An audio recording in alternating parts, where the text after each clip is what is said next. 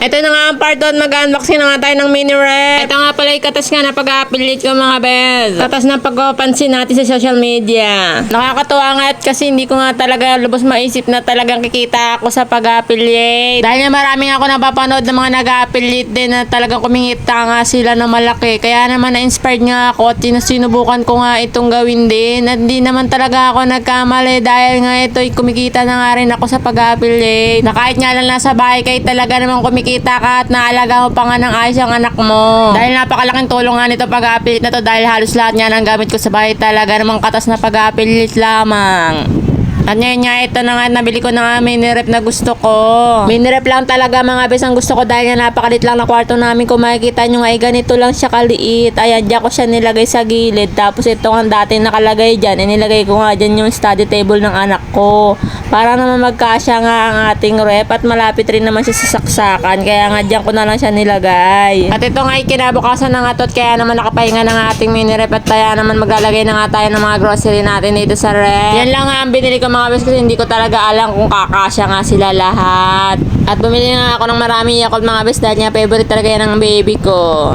Kaya nga bumili ako ng mini rep mga bes dahil nga mag-aaral na nga yung baby ko at para naman meron siyang mga pambaon-baon sa school. Ayun at bumili nga rin ako ng soft drinks mga bes. Nakitan kasi ako sa kanya kasi napakalit lang talaga niya. Kasi laki lang halos. Mas malaki pa nga yung kamay ko sa kanya. Kaya naman nakitan lang ako. Kaya bumili ako at para na rin niya makainom yung kapatid ko.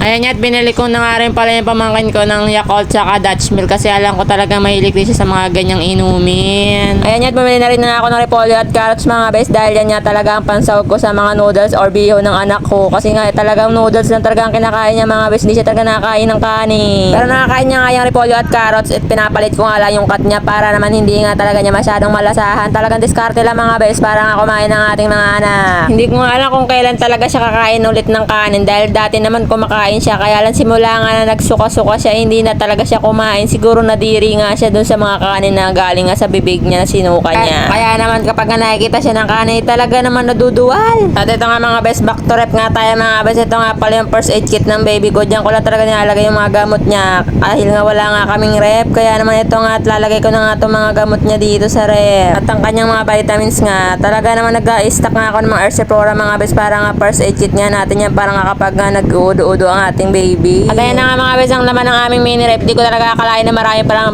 malalagay dito kahit nga maliit siya. Akala ko nga nung itong lahat na ginrocery ko hindi talaga magkakasya. Kaya naman di ko akalain ako kaunti lang pala talaga yung grocery ko. Next grocery na nga lang natin ulit siya pupunuin mga bes. At ito na nga siya mga bes. Nilagyan ko talaga ng mga anik-anik dyan sa ibaw para aesthetic pa rin ang dating niya. At nagpagawa nga ako ng patungan kay papa niyang kahoy na yan at pininturahan ko lang siya ng puti para nga mukhang aesthetic din.